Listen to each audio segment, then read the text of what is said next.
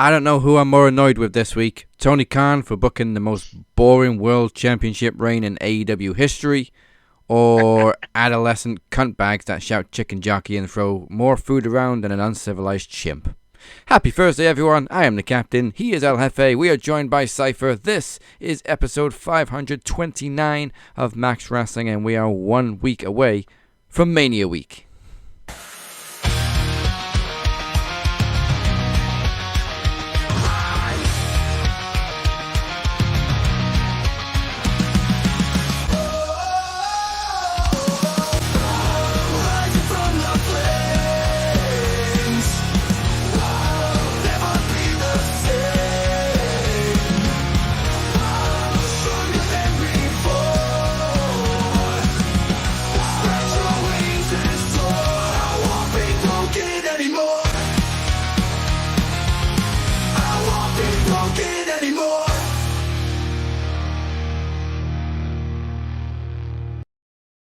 Right, we're 1 week away, as the man said. So welcome into Max 529. We are just 1 week away, mere days, if you will, from Promo Mania. So coming up tonight, yet another stacked card. We got a lot to talk about. Plus, WrestleMania is shaping up, and Paul Heyman owes more than a few favors, or I should say, more favors than Rumpelstiltskin. The Mox train. Nobody asked for it. Continues trudging along after Dynasty, and we'll get into all that nonsense. And plus, just 5 days away from Promo Mania's two-night spectacular, we will hear from the travesty as he responds from the solo, as we should all actually start responding to the Kingpin, because he called everybody out. Goodness gracious.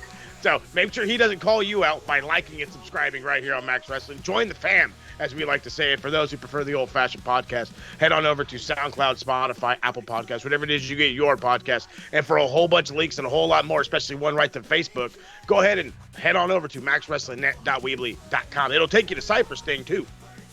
And speaking of which, as always, right after the show, click the QR code. Right. Scan the QR code. It's on the screen right now. You can't click it. It's not a touch screen. But you can scan that QR code and head straight to the Max Wrestling Facebook group, where the official post show after Max will be hosted by our very own Knowledge Champion, Cypher. And as always, it is can't miss, because you never know what's going to happen. You never know what's going to happen. Especially when we're this close to Promo Mania. But we're also this close to WrestleMania, which comes your way next week. And it took a significant uppage in the build this past week. Especially with a couple more matches being confirmed. Particularly Rey Mysterio and El Grande Americano has been added to the card. Yes, Brad. The triple But threat. as they say, it's official for the second straight year, Chad Gable won't be in WrestleMania. And that's a damn shame. Well, maybe he should change his first name. Hey, Adam. We also got confirmation on the women's triple threat. It is official, in the words of Adam Pearce. It will be a triple threat for the Women's World Championship. We got no Cena this week. But he is confirmed for next week's SmackDown. The final show before Mania, because of course it's going to be in Vegas anyway. Gotta have him in Vegas. But let's kick it off with Jey Uso and Gunther, because that had a slightly crappy build. Immediately after the Rumble, a lot of people very quickly turned on Jey, but I think they've definitely pulled it back the past couple of weeks, beginning with the attack on Jimmy, and then Jey's promo this past week was solid. Jay's a promo guy. We know this. We love this about him. We all knew. Well, pause. I always wanted to think. I guess in unison. Sometimes I feel I speak for the negative side of the E fans. And when Jey won it, everybody had this. But again, it was. And we talked about it for weeks on end. We talked about it here. I talked about it on the TSK. I talked about it to my to coworkers at work, for crying out loud.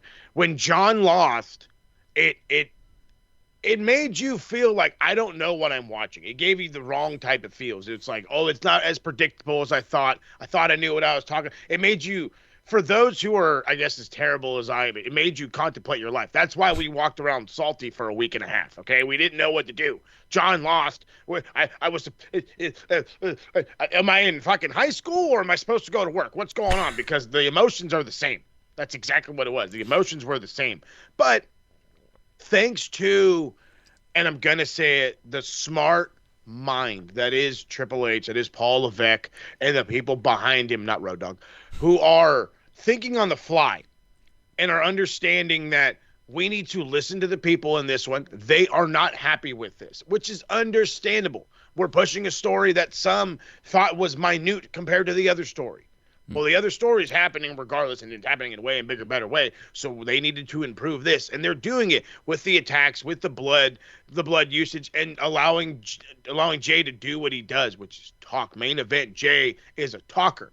Now, as they say, he could talk the talk. Can he walk the walk? Gunther apparently just signed an extension. Mm-hmm. So, I mean, Grant, he wasn't going to go nowhere anyway.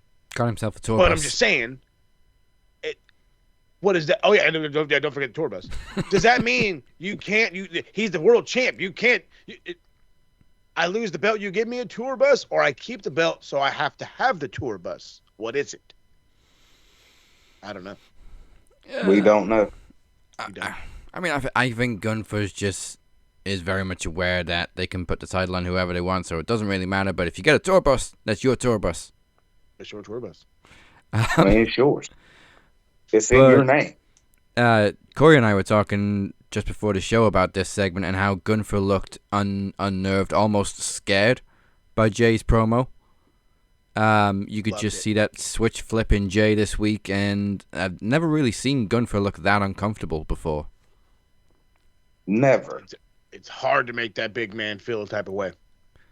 Yeah, he was almost like what the see, fuck have I done here? You used to seeing like the Ring General. You used to seeing Walter. You used to seeing Gunther, like never sweats, always like cocky. But like this week, he was. You can tell by the looks on his face, like, yeah, I might have fucked up a bit. I think I actually know what I fucked up a lot. Because They Jey got to me, asked fam. him, They got to me. yeah, Jey asked him, he's like, I'm gonna pray for you, and I'm gonna pray for me. Because I got to ask the Lord to forgive me for the man I'm about to become. And that's when I knew, like, yeah, Gunther's like, oh, shit. Love it. Yeah, I think Jey's definitely redeemed himself the past couple of weeks. Props to his brother for spilling his blood so that his brother can get the fan support back. Good stuff. Good stuff. It's working. It's working. Yeah. Now I don't know if it's worked enough for him to win. That's I'm still the what's the old fashioned saying? The voting is still out on that one. I think he definitely looked like he had more aura again this week. Like when he was just walking through the crowd, everybody's eating except for Jey. Jey's just walking with a purpose. Everybody's eating around him. Gets in the ring very slowly, very methodically, and just very carefully choosing his words to Gunther. I definitely saw that aura back. So I think there's a good chance still put the belt on him. Sorry, title. Don't want to disrespect anybody. Hold up their trunks, okay? Jesus. Yeah, with Velcro now. Hey, okay. Yeah. Why'd you remind me? Actually, I don't think it is Velcro now. I think they use like magnetic strips. But still, studs That's look not better. much better. No, studs look better. I understand it's quicker and everything, but look, I'm gonna be a complete asshole. Even if they're like fake, okay, like and they like don't work right or whatever, like you still gotta have the studs, okay? Just yeah, studs are part of the belts. Yep. That's how it goes. Until the studs fail and then the belt just drops and you be like, oh shit. Yeah, well that's different. As for the women's triple threat, we finally got it confirmed that we knew for a long time it was going to be a triple threat anyway. They definitely, like 6 weeks. Yeah, they've shuffled their feet with this one. They should have just confirmed it weeks ago. But at least now we know where we stand. And rinse and repetition with Io Sky getting pie face and disrespected. So I'm really, as much as I love Mommy, I really hope it's leading to Io keeping the title and gaining that respect back, because she's literally been disrespected by her two opponents every single week. Every week. Non-stop. Here's the thing. And I love what WrestleMania is meant for. WrestleMania is meant for the star to come out. Bianca's been made at WrestleMania. Rhea Ripley's been made at WrestleMania. Why not Io? Yeah. And in this instance, how is there a better way to get over than to, one, win at Mania, two, beat these two type of caliber ladies either in a one-on-one, but even more so in a triple threat. And not only are you doing that, but she would be retaining the title, right? Yeah. Yeah, which again is, you don't really do that at Mania. So to tick all those boxes, I think would put her on a new level of stardom. Now that's where I could turn around and give you the same argument that we were going with Jey, and is it warranted? Can she maintain that for a while? Is it going to wear off? I think it actually booms her. It makes her bigger. And I think it's one of these things where that is the actual catalyst. That is what's going to set her off. Now that excitement that we had, or at least the NXT fans had, that she had coming up, that is back, but now with everyone. And then that leaves the opportunity, and I keep saying it, I know they won't do it because she's loved, the kids love her, but that gives you the perfect opportunity to try to do something heelish with Bianca Belair, which I think is needed right now. I think it's needed. You can do whatever you want with Mommy, well, only if she lets you, but still, you know what I mean? You can't go wrong with any kind of booking with her. No, but Bianca, is definitely stale. Oh, Stale. Another tick box for Io would also be ending Bianca's undefeated WrestleMania streak. Hey, see, about that one. Even if she doesn't take the pin, she's losing the match. It still counts in my book. And for the other women too, I think they also kind of redeemed themselves this week with Charlotte and Tiffany. Well, last week on SmackDown. Yes, they went off script, but it helped. It was better. Thank you. Thank you. I don't understand some of the IWC when it comes down to, well, they went off script, but it worked. Yeah, I would understand if like it came off tacky or what. No, these were legit zingers, and they worked, and they made you question, and you're Googling, oh shit, is she really in her DMs? Probably. Maybe. I don't know. Somewhere. Well, all I know is like I've always said, wrestling is a show, and they got to get your attention. They caught this fish. All right, I'm in this. Even as how did my wife put this? Goddamn, as white trash as this could have been, it came out very good. She was afraid. She's like, oh, hold on, wait a minute, are they gonna keep going? I was like, no. And she's like, that's like the perfect place to stop. Don't force it. Don't go too much. Props to Tiffany for ducking out of the ring before it went too far. I hope she got praise for that in the back, because they both went off script, which probably pissed them off in the back, but Tiffany did the right thing by firing one shot and getting the fuck out of the ring. And I do kind of think Charlotte's shot was a little desperate, a little cliche. Oh, your boyfriend's talking to me. Whatever. But you know what? It shows you that she shook. Yes, she was definitely shook. It shows shook. you that this feud is personal, and it showed you that these ladies are already at each other's end, like wit's end. They're ready. This is ready to go.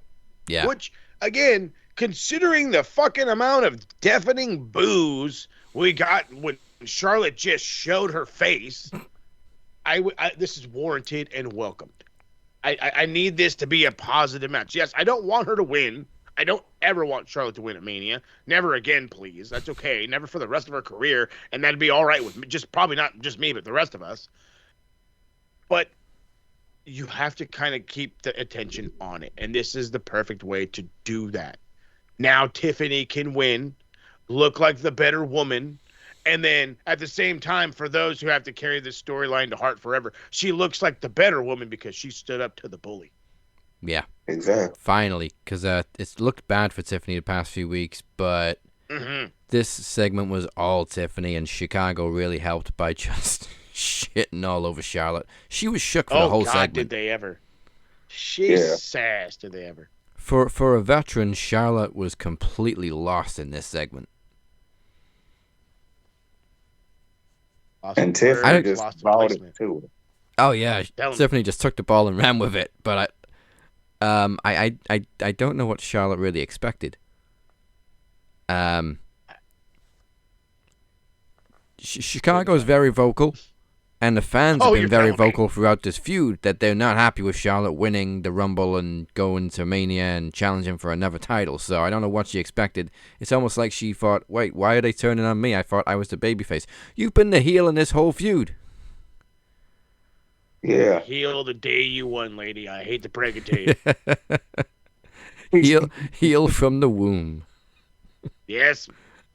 I mean, you are your father's daughter, so. Hey. Yeah. What else took a good turn this week? The U.S. title. We now know Jacob Fatu is challenging LA Knight.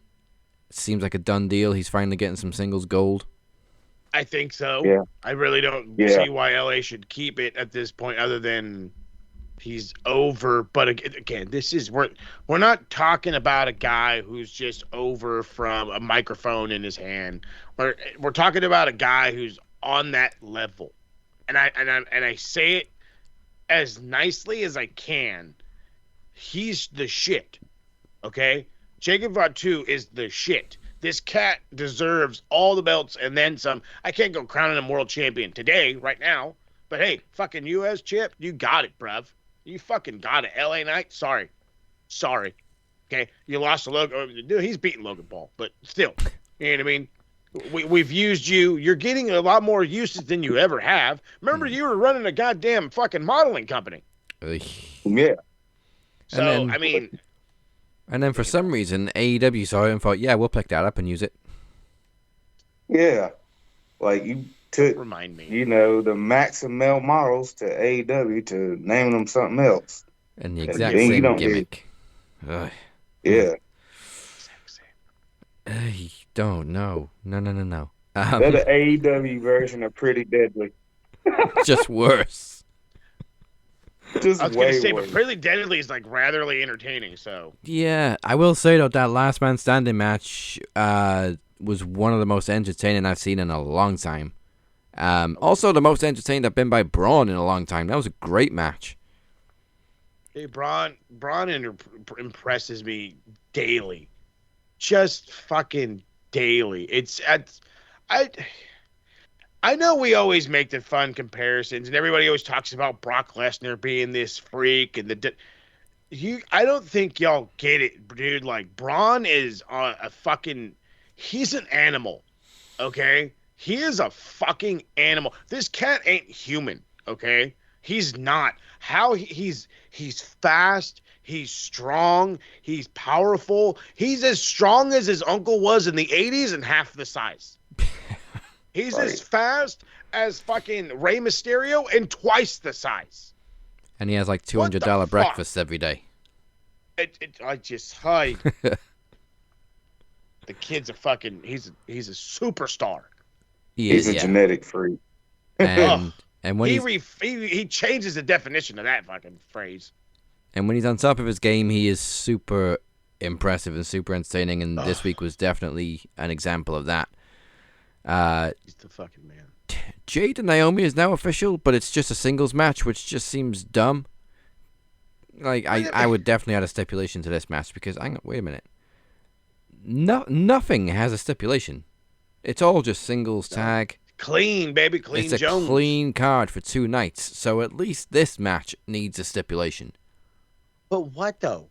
Just make a no DQ. Falls count anywhere? Yeah, or parking lot brawl would be funny. Oh, yeah, just for the fuck of it?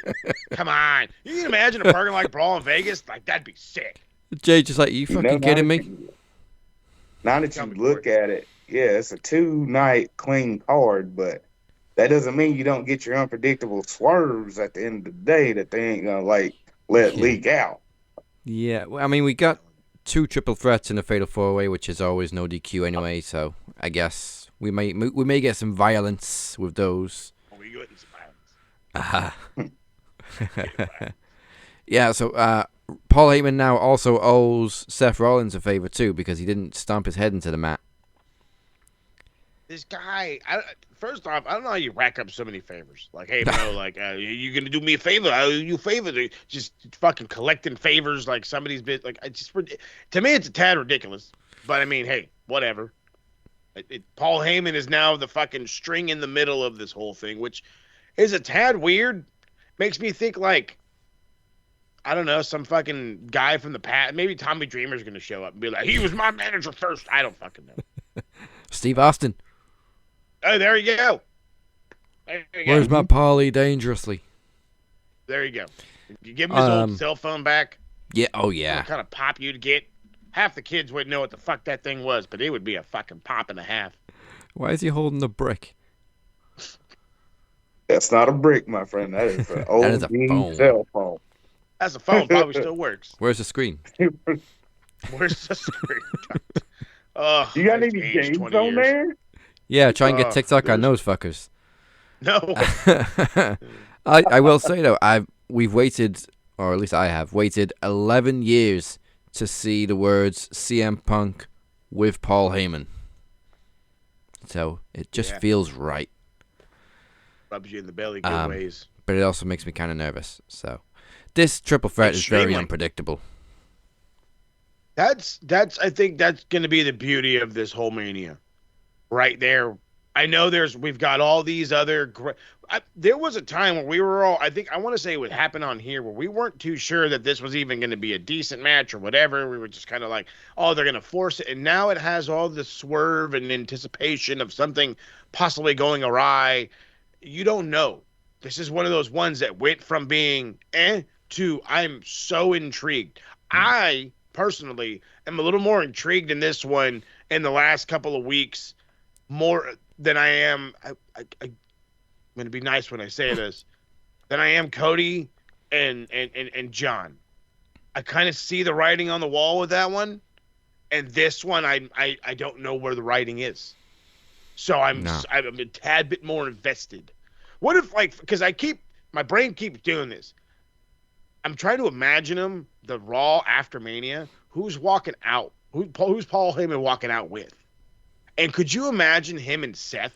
Yeah, I'm thinking that would be the ultimate swerve if Heyman just fucks them both. I mean, I could see it now. I could see Seth walking out in this extravagant whatever the fuck, and Paul's just doing this. Like, God damn it, what did I do? And then he hands him this giant coat.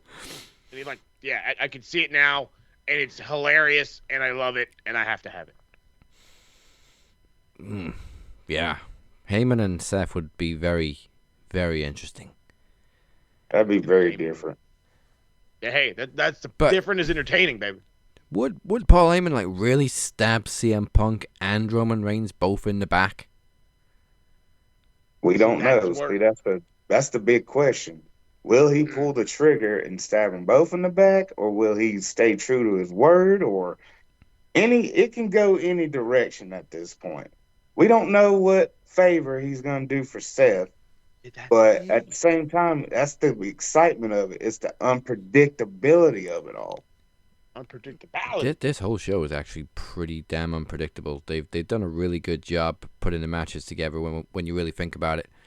All the back, baby, Booker of the Year. Yeah, and then final thing I gotta say, Braun Breaker hit the best fucking spear I've ever seen in my life. Talking about my man. That's my man. Poor bro. Carlito. I'm telling you. Baltimore Ravens are pissed that he didn't sign. They're still pissed right now that he didn't sign. Goodness. Yeah, anybody that watches that spear and just looks how quickly he popped up and how fucking jacked he looked, and didn't see money, I don't know what to tell you. Braun Breaker's a star. And I kind of hope he keeps that title at Mania. We're probably going to get the Judgment Day breakup either way, but I really hope he keeps that title. I've said it as for numerous people, and it just don't happen. And this time it needs to happen. Let this cat hold that thing until he wins the big one and has to get rid of it. We couldn't do it with Gunther. Why not do it with Gunther? You fucked up right there. You have to do it with somebody. You have to do it with somebody. It works too well. And that is the perfect example. I mean, Braun fucking Breaker.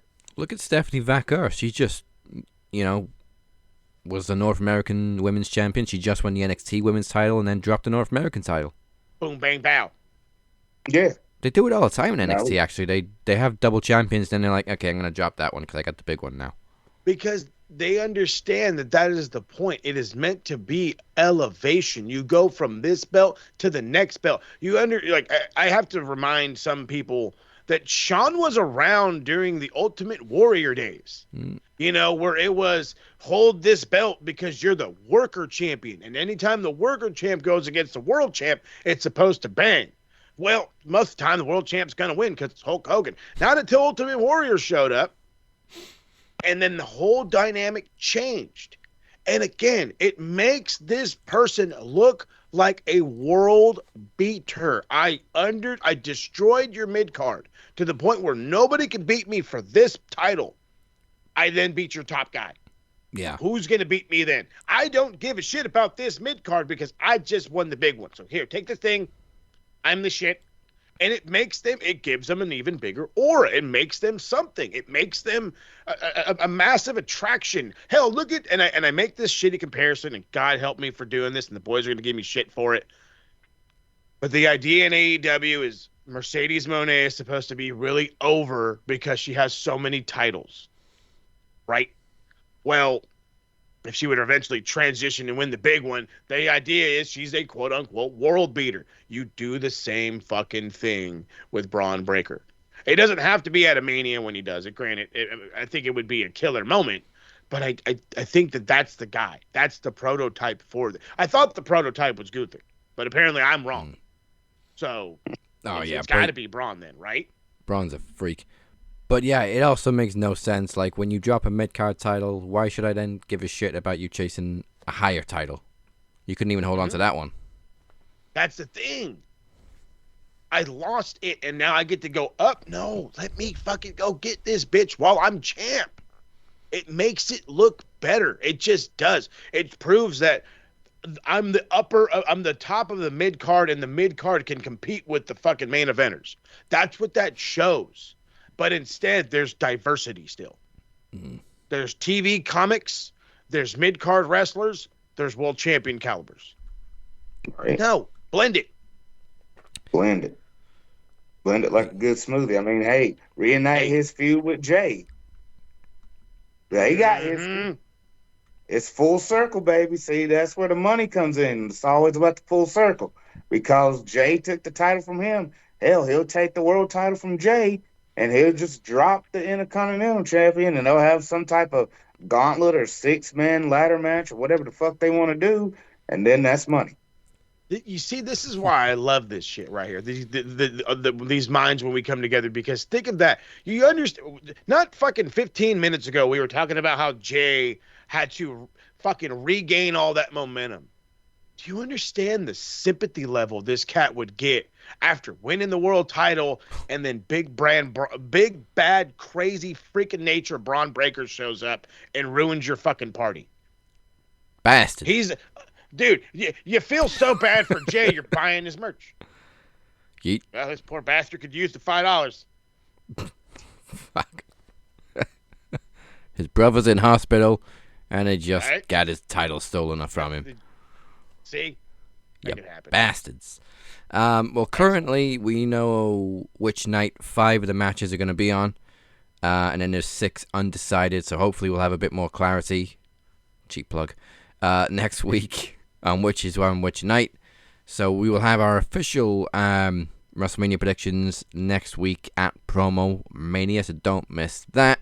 Well, WrestleMania is in 10 days, but in just 5 days. Next Tuesday, we present Night 1 of Promo Mania 10, and it is absolutely cannot miss. The first of two Knowledge Championship matches as the 2025 Ring of Games Cup winner Ted P. De Niro chooses to challenge Cypher right here for the Max Knowledge Championship. And interestingly enough, Teddy defeated Cypher for the world title at last year's Promo Mania. So I love it when we have annual rematches. It's happened a couple of times at Mania now, where somebody faces the person they fought last year but for a different title. I think Mo and Phoenix have done it a couple of times too. You're telling me. Both of them have also declared that if they win, they will defend the title 2 days later on night 2 against the Phoenix. Y'all are asking for trouble. But speaking of asking for trouble, they're mercenary. Chris Reed has an opponent like no other. She is twisted. It's the twisted conscience of Max Wrestling. She is one half of the Max Tag Team Champions. She is none other than the Demoness, and she faces Chris Reed in a sacrificial exhibition. My crosses are out to you, brother. May God have mercy on your soul, because she has none. And just like CM Punk's favor before, we don't know what sacrificial exhibition means, and we're scared. But the television championship is on the line as Daniel Crimmins comes back out of retirement from Mania season and goes one-on-one with Blade Rodriguez. You know how it goes. TV rules. Each promo must be at least 3 minutes long. Longest promo wins unless you go over 3 minutes more than your opponents. Goodness gracious, when you're bringing a man out from retirement, it's big deal. And the culmination of everything, they started this show together over 10 years ago, and they have faced each other at Promo Mania twice before. They have fought each other. They have fought together, and all comes down to this. It's the Captain, it's the Phoenix, and it's a cinematic finale.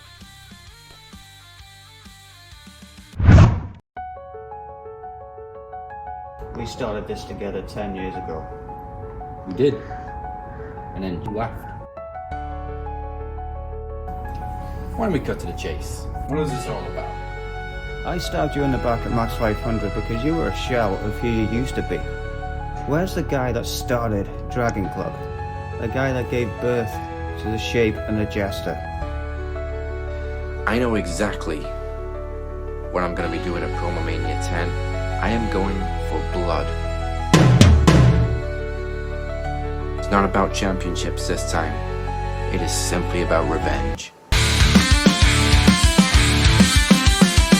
I won't bow, I won't run until I see the sun. I won't stop, I won't fall until you've lost it all. I am the spark to light the fire, to burn down your empire.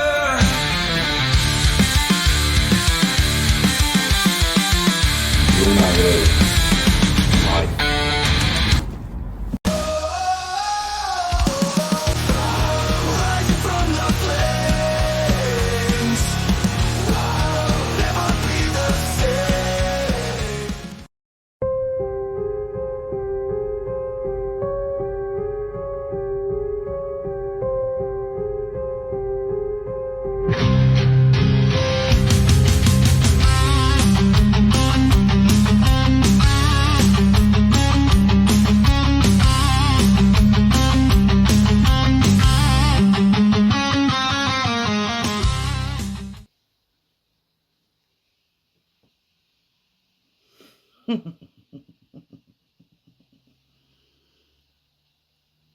Hello, Chris. You scream a lot. For an ant. You know my name. And you stupidly offered me your title. I do not do titles. I am tag champ with the Shape. But it doesn't mean I wanted it. That has been made clear. The Demoness doesn't want a title. But your head will become a part of my collection. You are stupid and foolish. Your brothers have sent you into hell, literally, to us. And all you could do is scream and shout.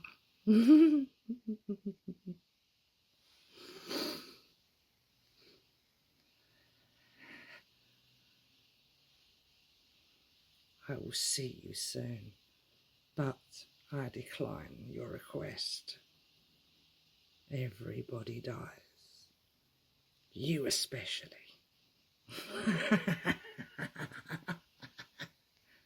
Embrace the madness. Embrace the darkness. Everybody dies.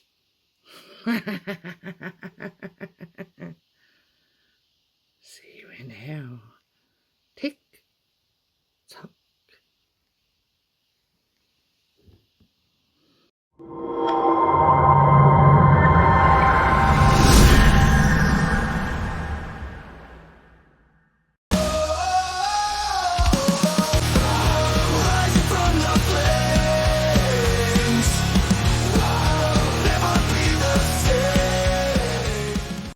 Welcome back to Max Wrestling. I am the captain, he is El Jefe, and we are joined by the knowledge champion Cypher. Speak his name and he appears. Make sure you smash that subscribe button on YouTube, follow us on all social media and podcast platforms, and for all the information you could ever possibly need, head to maxwrestlingnet.weebly.com. About to rolls off the tongue, it does. Still to come, we're talking about the problems with AEW. God, there's a whole crap ton of them after another lackluster close to a pay-per-view. But first, ahead of his battle with the Kingpin next week at Promo Mania 10, we hear from the travesty.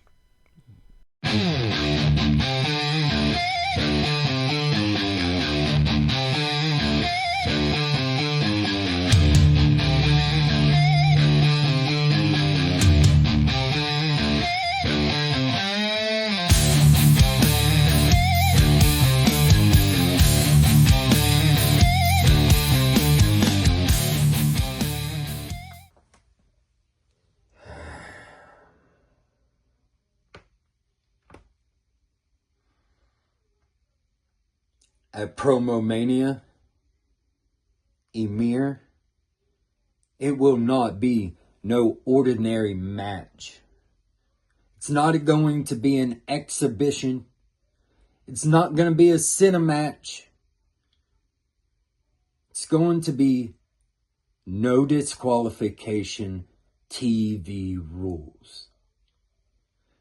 Let me explain what that means. Anything goes. Longest promo wins without a 3-minute difference. Clear-cut winner, but no limitations to what we can create. And at Promo Mania, Kingpin, I am creating a fucking travesty. Now, we heard about night one earlier now, but it's the travesty versus the Kingpin going down on night two. This time next week, they square off for the first time since April 2020, and this time, it's personal. Can't wait. Third time ever. And the World Championship is also on the line, and unofficially so is the Promo Championship. But there will be no more disputing after this match, because not only does the winner become undisputed champion, but both title histories will be merged, meaning all former Promo champions will become recognized as world champions. Beer defends against the man himself, El Jefe, Moses Marquez. Goodness gracious, it's finally going down, and as you heard it here first exclusively last week, one of the official theme songs for Promo Mania 10 is a brand new single from Captain's Revenge. It's Empire from the Captain's new upcoming album, Clarity, which is available everywhere April 18th. Go to maxwrestlingnet.weebly.com/Promo Mania for more information and a whole lot of clicky links. And just for some promotion, the camera's going to cut it out. But yeah, there is Yes, a it t-shirt is. right. Hang on. There we go. You can kind of There see it it, goes. but the camera's being a dick. Kind of see it. Yeah, there it is. Gotta love the shirts. All right. Dynasty, Dynamite. You know what? Dynamite Yeah. wasn't too bad last night, No. but all anybody's talking about from Dynasty, despite the fact that we had a banger triple threat, is the ending. Oh yeah. Because it's Oof. the thing with Mox's title reign is it's just change to a different character and then repeat the cycle. Yep. It is so bland. But Rinse, wash, repeat. it's a little bit more than just that. It's not just different opponent, Mox goes over. It's different opponent gets screwed, Mox goes over. I've said it for weeks. It's months at this point. I've said it on both shows. I've said it to old people and young people on the street. The NWO is back by the form of not the Death Riders, because that's the crappiest name ever, the Moxley Murder Crew. The MMO is now the new NWO, okay? The MMO is what it is. And if they have seemed to have added the Young Bucks to their fucking mixed, which I kind of saw coming. I've been calling for weeks that it's time to add somebody, and it looks like that's what it is. It's a peace offering for those that watched Dynamite, meaning they're not exactly in friendship, but they're not exactly at each other's throats anymore. So I guess that helps. No, it doesn't. It makes no fucking sense. We're just extending the inevitable, which is eventually Mox is going to drop the belt, and he's going to take that long vacation that he's been needing to take for almost 3 fucking years. Mm-hmm. So it's going to be nice, but yet I think it was a little bit more than that. The ending, the match, I think the problem what it was is, and I mentioned this on the TSK review, if you were in the arena, the show started April 6th and ended April 7th.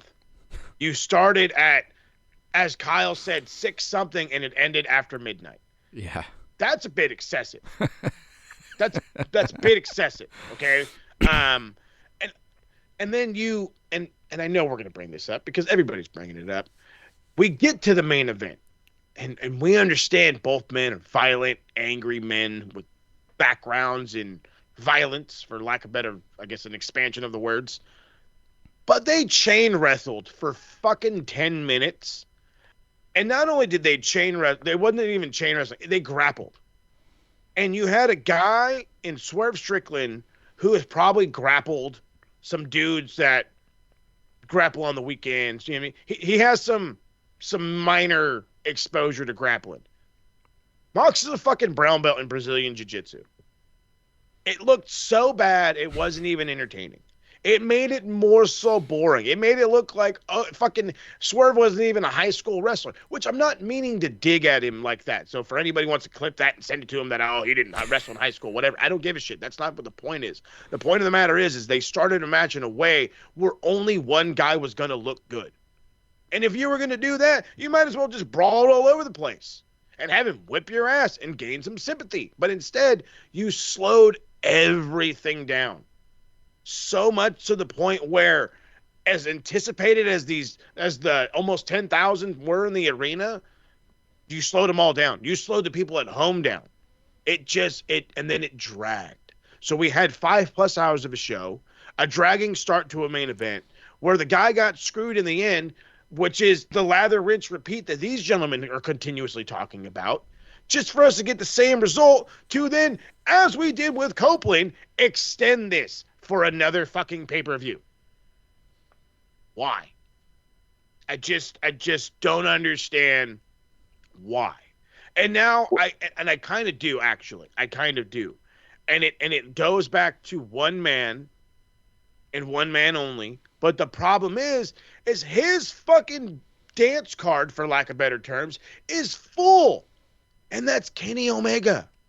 His dance card is so full, it's not even funny. He can't go beat Jon Moxley in December, or not December, Double or Nothing in May, because he's too focused on July, when he's going to go against Okada, where they're likely going to unify the Continental and International Championships. So then, what I'm able to tell myself from all of this digging into all this private eye work, if you will, is Mox isn't losing this belt until August at the earliest, because there's one guy who's going to take it from him. Kenny. Even though it should be Swerve, even though it should be this guy, even though it should be, doesn't matter. They're not Kenny. And that's who they're going to stick it with. And if it's not going to be Kenny, then it's going to be Moxley until his fucking legs fall off. And they ain't falling off with the help of 95 fucking people behind him. It's Hulk Hogan. I do that to come in a full circle. It's Hulk Hogan. Hollywood Hogan, except it's what does fucking Rob call him? Mercenary Mox. Ooh, I like that. Militia Mox. Jesus.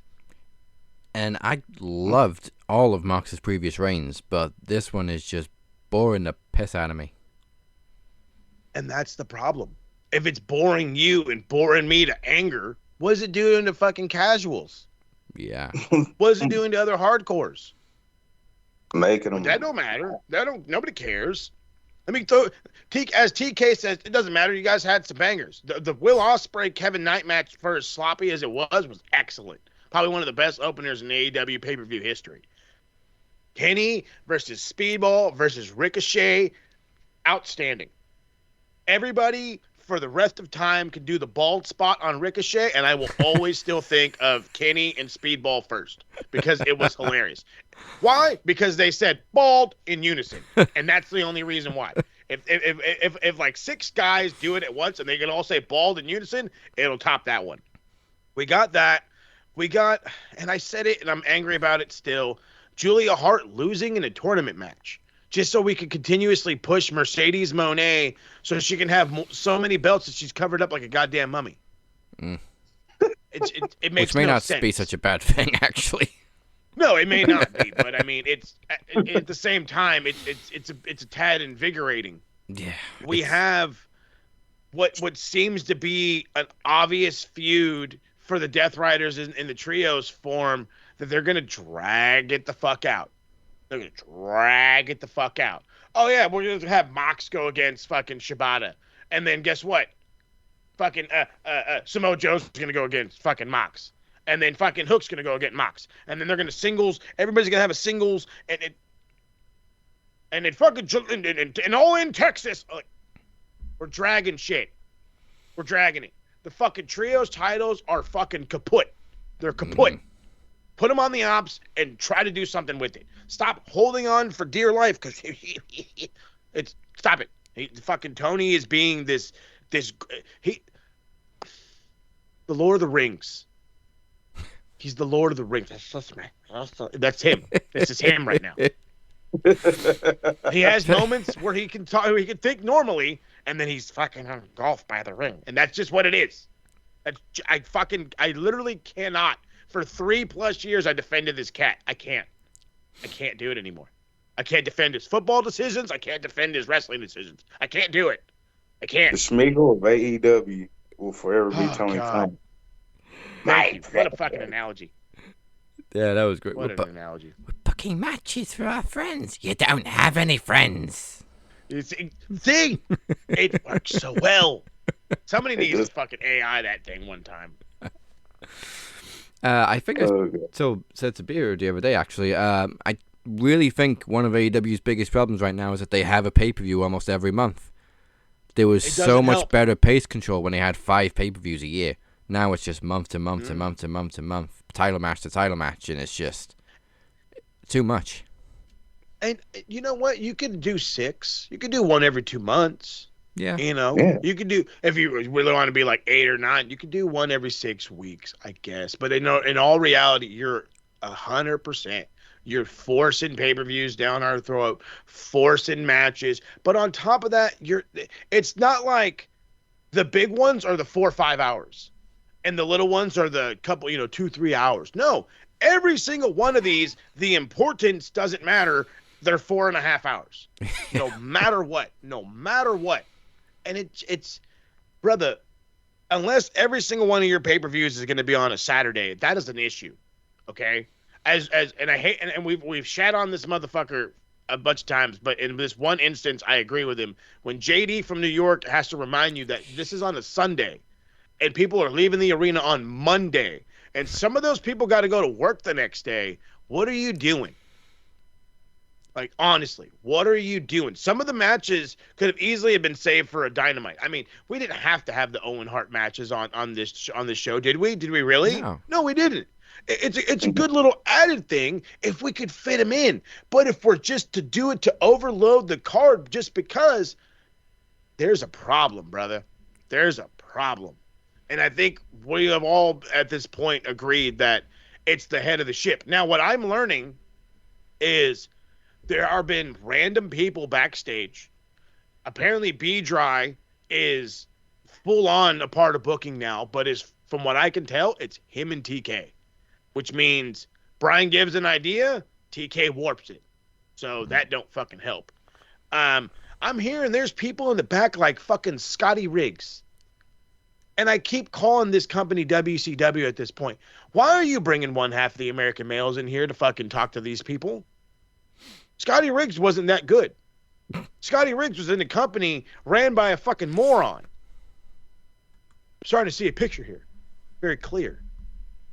Well, it I don't goes like back to the old saying, those who don't learn history are doomed to repeat it. And what are we doing? Repeating history.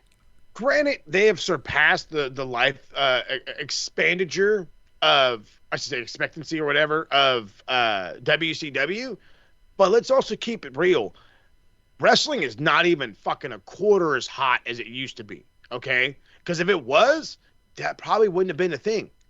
The WWE would have shut them down, would have bought them out, it would have been it.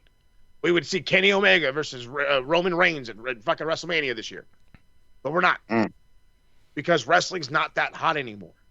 So, yeah, dude, guess what? You're going to surpass WCW. Fuck yeah. You may even somehow surpass TNA's original Spike TV run. I don't fucking give a shit. But it doesn't matter. Because at the end of the fucking day, the guy booking all this shit is making the product almost unwatchable. Almost unwatchable. And it's getting scary. Okay. As I love to wear these things and parade all this around, as Corey's learning, there's nothing but passion behind this. When the fans lose the passion, your team will go away. They will be quiet. There will be empty arenas. They do not care.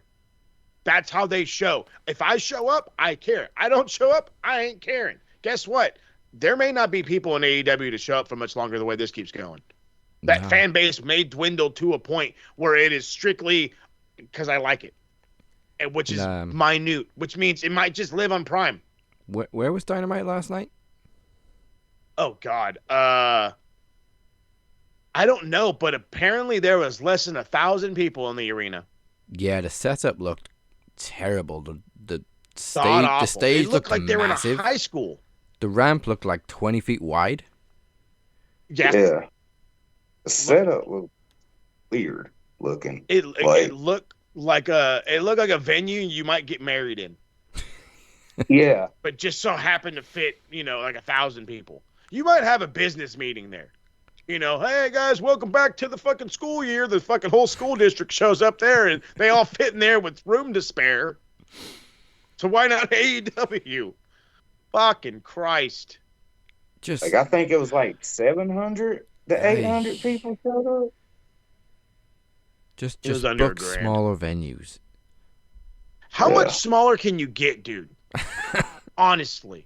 I mean, they're TNA does like maybe Well, 500 to 700 people on a weekly, and it always looks packed because they use much smaller venues. I was going to say, if you want to be an asshole, yeah, you're right. They do that, and so does NXT. NXT uses a part of Full Sail University that fits at most 300 people. Wow. And you know what? Maybe they should do that. You know what? Maybe they should do that. Maybe they should maybe they go back to colleges and only do, the 400, 500, 600 seat arenas, but the 600 seats of fucking just passionate, bloodthirsty, all I do is love this company fans. And you know what? Maybe that'll get them over again. Yeah. It did wonders for NXT all those years on the WWE network. Yeah. And you don't have to do it permanently. Just when business is quiet, just go to smaller venues. Then you got your pay-per-views. You can downsize a little bit, spread out a little bit. Look how crazy over Lucha Underground got for having fucking less than like 100 people in their place. Yeah, I mean, attendance isn't going to fix everything because we just talked about the booking still doesn't help, but one problem at a time, Tony. Yeah, but actually address them for crying out fucking loud. Not just sit in the press conference looking coked up with a cup of coffee. Oh, yeah, and then blaming Malcolm for the Waffle House question. Oh, Malcolm. Malcolm. No. First off, Waffle House ain't so goddamn bad, all right? You might really see a fight. You might see a fight. Who cares? Who cares? I'm enjoying my waffle, eggs, sausage, and chocolate milk. Hey, fights over there. I'm over here like. He's just mind your business. Yeah, just mind business. I'm getting hungry right now. Well, I think I know at least one name that's going to be on this, but we got two lists that we always check twice. One of them is nice and one is not so nice. But first up is the Bell End board. Jesus Christ, where's my notepad?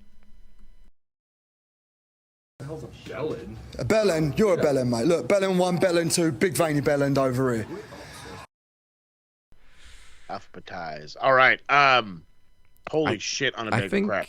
Well, apart from Elon on his 400 fucking points last week, TK is at the top of like the serious list. He's on 125. Officially, he's in third place. I'm gonna save him for the end because he's getting points. Don't you trip. Nobody. I don't need nobody. You calm down back there. Everybody. TK's getting points. Okay, don't trip. There's people over there complaining that TK better get some points.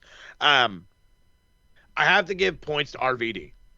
Okay, I don't know if anybody saw the thing where he was given a fucking super lowball ass interview. I don't even know where this was at. But then again, I fucking can't get guys for interviews, so I sure they'd be talking shit. But in reality is he was doing an interview and he was talking about AEW and what he hated about AEW. And he goes immediately after the fans. But within doing that, he didn't say the AEW fans. He said the IWC. So, again, and I'm going to say this like I would if I was fucking going on a rant on TikTok. There is a fucking massive difference between AEW fans and the IWC. There are people inside of the IWC, regardless of what it is they like, they will shit on the product. They will belittle wrestlers, superstars, cameramen. They are there to be trolls. Half of the IWC are literal trolls. Maybe with the pointy ears and the big noses, but for sure they're internet trolls, okay? And that's their job as they feel it need fit. Now, that's 10 points just for that one small transgression. And then to follow it up, you crapped on how you couldn't get over in AEW. Whose fault is that? Because it ain't my fault. It's not my fault that you're 50-something fucking years old trying to do the same shit you did in your fucking 20s, but it's my fault that you didn't get over. It's my fault. It's fucking Corey's and fucking Dad. It's not our fault. I thought RVD got a nice reception when he was in AEW. For real. You didn't get over because you didn't get your fucking. It's not. You're not going to get the same pops you got in the mid 2000s. You're not gonna get them. Stop it. Stop thinking you're that guy. You're not that guy. Your wife may get that fucking pop in the fucking the lingerie fighting LFC. You know, shout out to Big Mike. But I'm just saying that's not here or there, fam. You're the cat that couldn't get yourself over. So that's another $5. And then I'm going to give you a 5. So it's going to be a whopping total of 20. I'm going to give you another 5 for shitting on Sabu because Sabu never fucking said that these are garbage matches. And you know it. Because that he built his career on hardcore matches. Because you wanted to be the flashy, flamboyant guy in ECW doesn't mean you can go and shit on everybody there. That company fucking made you. Okay? Without them, you wouldn't be the whole effing show. You wouldn't be Rob Van Dam. You'd be some fucking jerk off hanging out with the fucking LFC. If you even got that popular to get Katie Forbes. So fucking 20 points to RVD. Damn. And then because he talked about the IWC, I'm not going to name this individual personally, but the fucking sickos on the internet. And when Chris Reed sends me some shit or sends us some shit, there's a problem.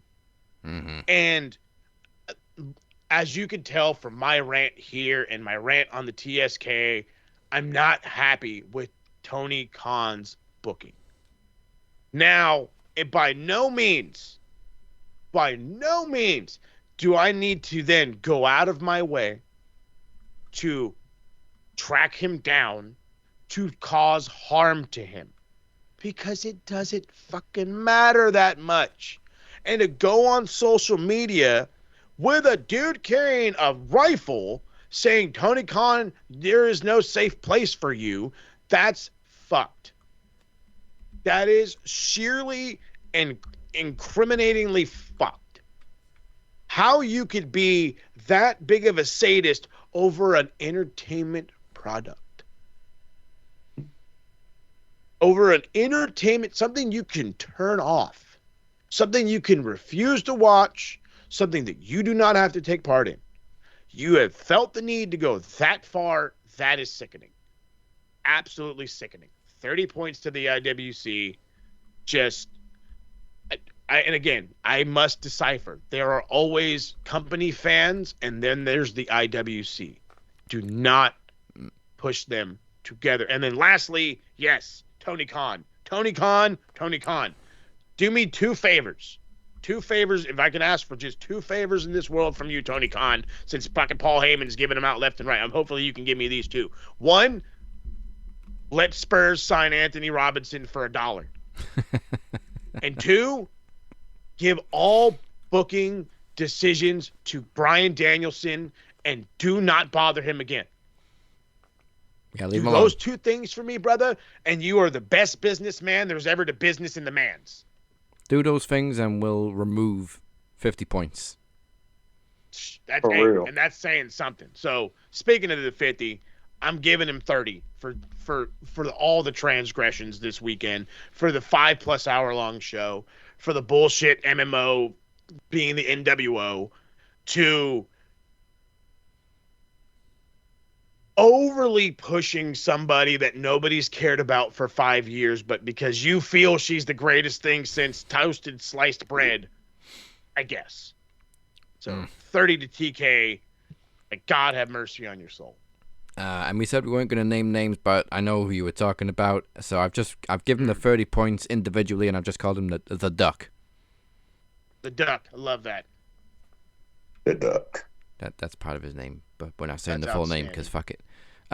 Speaking of Mercedes, I'll drop her some points too, because first of all, you don't even need to be in a tournament for a title. You've already got fucking 5. Second of all, I know she didn't. I mean, she's got creative control, but anyway. Then you beat Julia Hart, and we put this match on a pay-per-view when, like we said earlier, tournament matches don't need to be on a pay-per-view, especially fucking first round. So 10 points to Mercedes for still being a nauseating shit.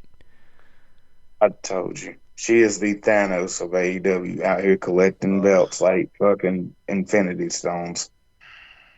Just don't need it. Don't need it. No, sir. There was a couple of botches I was going to mention too, but I forgot what they were.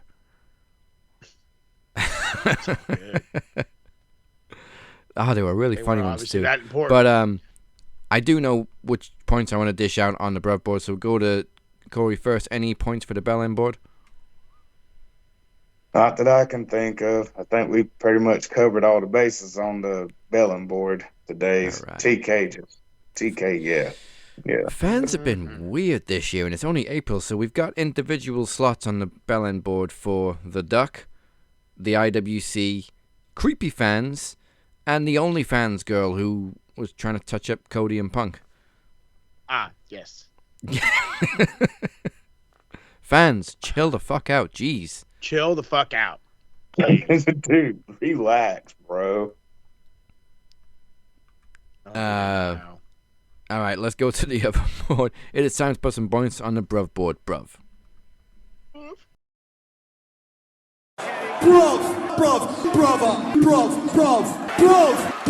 Brother. First of all, and this should be a weekly occurrence, to be honest, points immediately to Tony Storm. because she is so fucking entertaining on commentary.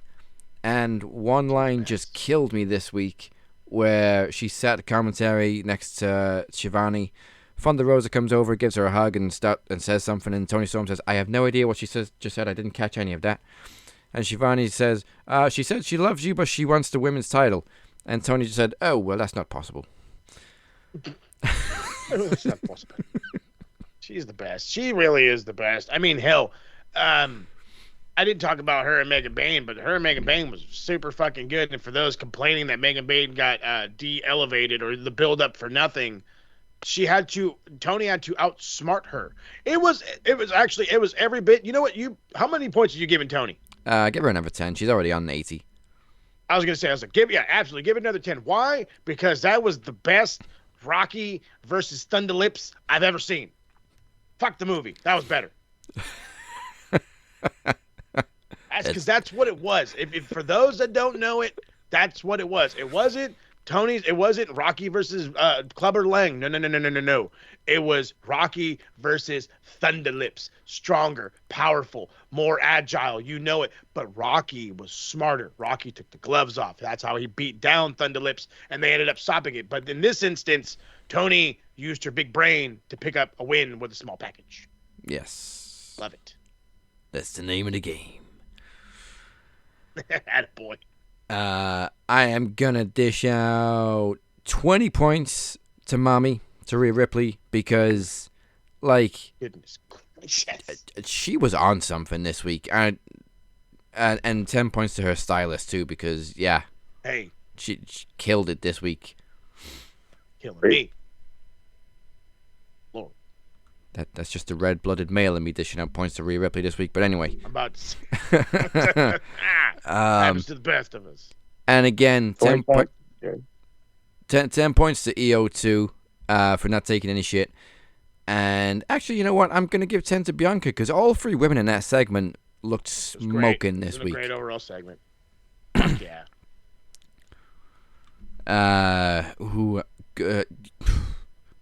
Jay? Do I give points to Jey or Gunther? Because I kind of want to give Gunther points for looking scared. 10 points each? 10 to Jey and 10 to Gunther? Yeah, we'll do that. There we go.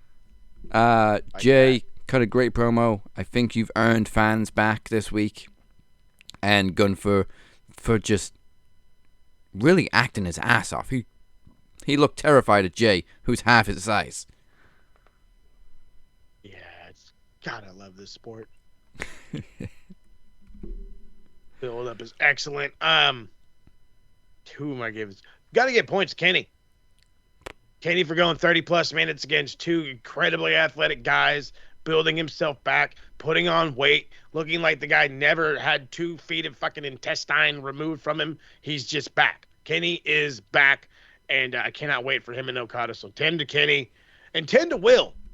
10 to Will for just this sloppy, awesome, spectacular, whatever the hell versus him and Kevin Knight. I thought that was just the fucking it was the best. It was so good. I'm probably going to get some heat for this, but I'm going to give 10 points to Chris Jericho. 5. I mean, it was a good ending segment. Yeah, 5 points for taking a break, because you really need a gimmick reset again. And 5 points for really selling the psychotic breakdown that was last night on Dynamite. And I think he's probably coining a new t-shirt or catchphrase again. I know it's a very common saying, but when Jericho says a very common saying, they become catchphrases. Which was, I'm not mad, I'm just disappointed. And then he smashed the shit out of his TV. Mm-hmm.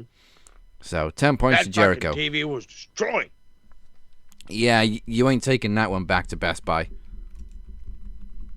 Yeah, the film's coming off of it. Oh, God. You know what? I hope that is a shirt, because I need that. I'm not mad. I'm just disappointed. With a baseball bat.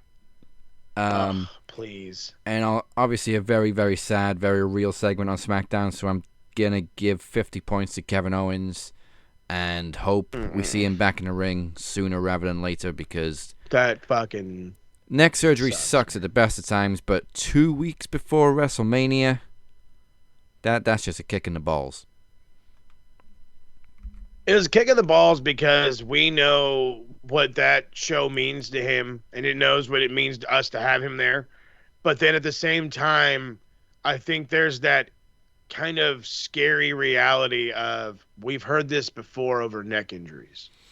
And it's, fuck. Are we going to lose this guy? And if we are, for how long? So I'm hoping, praying that it's, the 9 months we're expecting? Yeah. 9 months to a year? Any longer than that? And thank you for your service and stay home. Because I don't need you getting injured, and I don't need this business to paralyze you. I like this guy way too fucking much for that. And he's not as young as Edge or Paige were when they got their surgery, so the likelihood of coming back in 8, 9, 10 years is very, very slim. So I really hope it's not that serious. Obviously, neck surgery is always serious, but not enough to keep him out for years at a time. Please. 20 points to Paul Heyman for just being the best actor on the entire fucking roster. He owes me a favor. I'm just kidding. I don't know how much money Paul Heyman's on, but he's worth every single cent. So 20 points to Heyman, and crying on cue. Seems to be a talent of his. He's so good. He's just so good. He's brilliant. He's great. Who else needs point? Any other points for the Bruv board? Because it's been a very good week. Yes, I like to give out points. And this is a very special point-giving moment. So, like I was talking to Daz earlier, I'm going to dish out 100 points to just Max Wrestling as a whole, 100 points to TSK, and 100 points to the RWT. Like, we all worked hard. I mean, this is the 10-year anniversary of Max. So I figured, hey, why not give ourselves just a little pat on the back, put us on the Bruv board, put everybody on there. It is almost Mania time. 300 points to all of us all together. Yes. And before I forget, 20 points to Braun Breaker and 20 points to Carlito. One for delivering that spear and one for receiving that spear. No, make it 25 for Carlito because he posted on goddamn Twitter that this is the day of my funeral. Like, dude, you're the man. Man, oh, he's the best. Carlito was so underappreciated for so long. Yep. Now look at him. You can't get enough of this guy. I think that covers it. Oh, yeah, I forgot one for the bell end board. Brock Lesnar guy for being the most annoying superfan in the world. I hate his face. I hate his t-shirt. I hate his stupid smile every time he's on camera. Just fuck off and get a new t-shirt. Yep. And yep.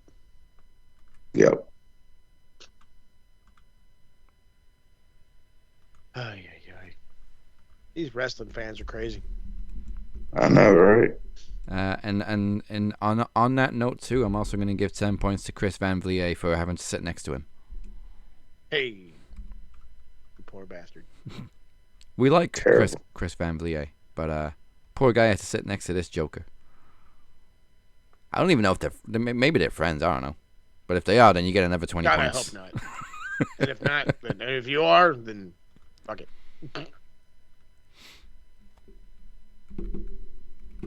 All right, that completes the Bruv and the Bell End boards for the week before Mania. Thank you for joining us. We appreciate you all. And before we close this up, let's find out what's in store for the TSK with Click Talk.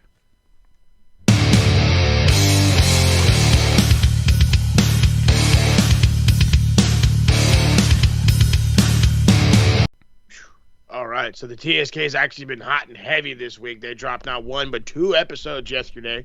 Almost month-old long episode, or so not long, but almost a month-old episode, Revolution. We dropped it. We knew it was super late, but we hope that you enjoy it regardless. And then we dropped our Dynasty review. And trust me, you got to hear that one. It gives you every bit of rant and raving that I gave you here, plus some fun.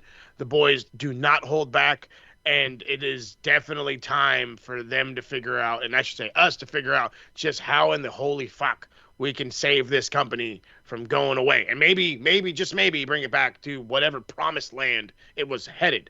Due to Promo Mania coming up, due to the increase of the TSK, Max Footy Pod is not on hold. It's on pause. Actually, it's the same fucking thing. I had 3 episodes that were getting. See, it happens. This guy gets it. I had 3 episodes that were going to drop, and then I remembered I have a fight that I have to attend to. So, in retrospect, it's coming. Oh boy, is it coming! They're going to be shorter episodes. They're going to be real quick, fast, in your face. So get ready for some of those. They may also look like I'm at work while I'm doing them. So you never know. Who knows what's going to go down? I just know that it's time for the Footy Pod to get hot and rocking. And whether they be short and fancy or long and not as fancy, who knows?